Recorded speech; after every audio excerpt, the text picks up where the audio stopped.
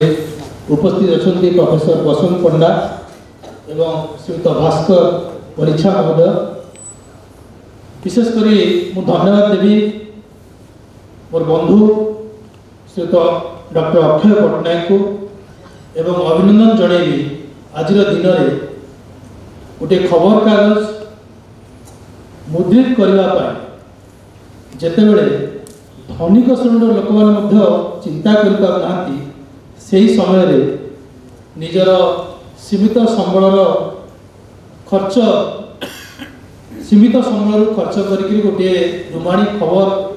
English रे दैनिक खबर प्रकाश करने से आगक आसछन्ती 5 वर्ष ला निरवच्छिन्न भाव में प्रकाशित कर केवल इंग्लिश खबर कागज नुहे उड़िया दैनिक खबर कागज डुमाणी टीवी एवं डुमाणी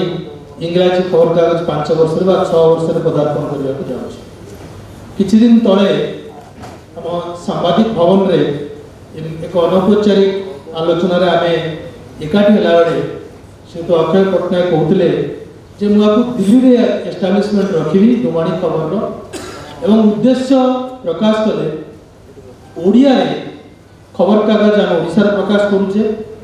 किंतु ओडिशा संपर्क अण ओडिया जो मैंने दिल्ली रे रहउछन्ती ओडिया व्यतिरेक ओडिया दिल्ली रे रहउछन्ती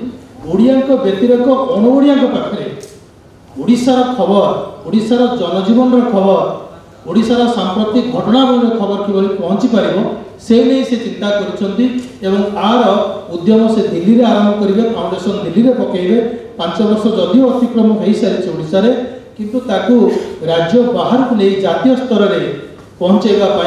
निजे संकल्प रखिंट मुझे अभिनंदन जनाऊँ एक छोटिया संकल्प नुहे गोटे खबर कागज इंग्राजी भाषा में प्रकाश करवा एवं ताकू संप्रसारित करके दिल्ली पर्यंत नहीं अण ओडिया भितर ताकू प्रभाव पकेबार जो उद्यम जारी रखते अभिनंदन धन्यवाद।